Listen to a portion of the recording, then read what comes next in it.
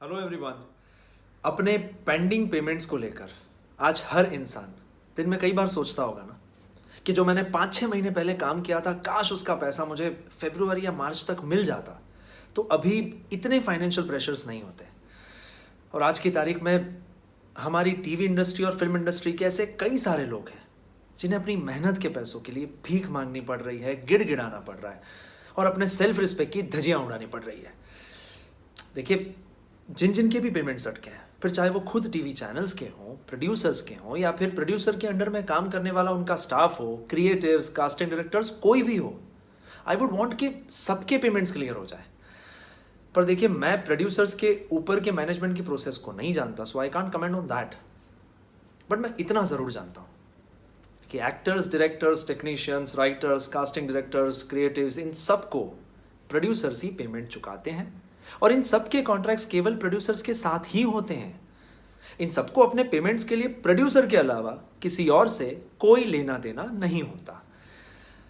अब प्रॉब्लम यह है कि कुछ ऐसे प्रोड्यूसर्स हैं, हार्डली 5% इंडस्ट्री में, बट फिर भी वो हैं जिनकी वजह से आज कई लोगों को फाइनेंशियल क्राइसिस का सामना करना पड़ रहा है, बिकॉज इन्होंने कई लोगों के पैसे अभी तक नहीं चुकाए हैं। मैं इन्हीं सारे प्रोड्यूसर से विनम्रता के साथ इस वीडियो के जरिए कुछ कहना चाहता हूँ। देखिए, आई अंडरस्टैंड कि अभी लॉकडाउन की वजह से पूरी इनकम फ्लो रुकी हुई है, पर जिन्होंने 5-6 महीने पहले या 8 महीने, 1 साल पहले काम किया था, उनके पेमेंट्स अभी तक क्लियर क्यों नहीं हो रहे? वो तो कब से ड्यू है ना, उसे अभी के लॉकडाउन से क्यों जोड़ा जा रहा है? कोई लेना देना ही नहीं है। बैंक अभी भी चालू हैं, ऑनलाइन ट्रांसफर्स तो आप कर ही सकते हैं, फिर भी इनका पेमेंट क्लियर क्यों नहीं हो रहा है? मान लीजिए किसी प्रोड्यूसर के सेट पर कोई इंसान लेट पहुंचता है और उसकी वजह से प्रोड्यूसर को नुकसान उठाना पड़ता है, तो प्रोड्यूसर उसके पैसे काटते हैं ना। पर ठीक उसी जगह जब उस इंसान को प्रोड्यूसर लेट पेमेंट चुकाते हैं, तो लेट पेमेंट के साथ क्या उस पर इंटरेस्ट भी चुकाते हैं? कभी नहीं। एथिकली देखा जाए तो ऐसा रूल भी होना चाहिए ना। कई लोगों को प्रोड्यूसर ऐसे जवाब देते हैं कि आपको पेमेंट मिलेगा ही नहीं, या फिर हार्डली 50% मिलेगा, वो भी बड़ी मेहरबानी के साथ। पूछा क्यों, तो कहते हैं हमें शो में बहुत बड़ा लॉस हुआ है। आई अंडरस्टैंड, पॉसिबल है हुआ होगा, माई सिंपैथीज विथ यू। बट जिसकी वजह से आपको लॉस हुआ है, फिर चाहे वो एक्टर, डायरेक्टर, राइटर कोई भी हो, काटिए उसका पैसा, जरूर काटिए। पर जिन्होंने अपनी प्रोफेशनल जिम्मेदारी बखूबी निभाई है, टाइम टू टाइम सारा काम किया है, उनकी क्या गलती? वो लोग आपका लॉस क्यों भुगते हैं? अगर आप बहुत बड़ा प्रॉफिट कमाते तो क्या इन सब में बांटते?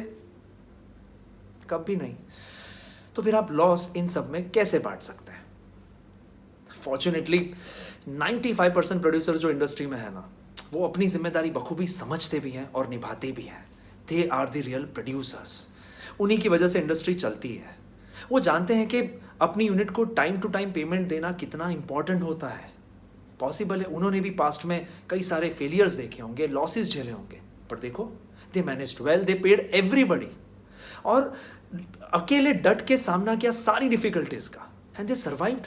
Not only survived, they are successful and stable in the industry.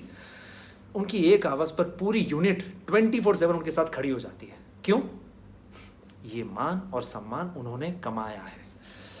मैं इन 5% प्रोड्यूसर्स जिनकी वजह से आज बहुत लोग फाइनेंशियल क्राइसिस का सामना कर रहे हैं, प्लीज़ प्लीज़ ये 95% रियल प्रोड्यूसर्स, ऑनेस्ट प्रोड्यूसर से कुछ सीखिए। आप उनसे सीखिए कि एक्चुअल में रियल प्रोड्यूसर होता कौन है, बिकॉज आई एम श्योर वो तो नहीं होता जो हर बार एक घिसा पिटा टिपिकल रीज़न दे दे कि हमें ऊपर से पेमेंट नहीं आया है, हमें रुकना पड़ेगा, हम कुछ नहीं कर सकते, we are helpless.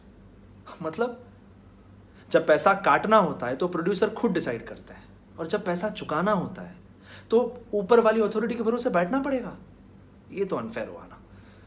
Please please ये 5% में जो प्रोड्यूसर्स आते हैं जिनकी वजह से बहुत लोग तकलीफ उठा रहे हैं, मैं रिक्वेस्ट करता हूँ, इस बात की सीरियसनेस को फील करने की कोशिश कीजिए। जैसे आपकी फैमिलीज़ हैं, वैसे उनकी भी फैमिलीज़ हैं।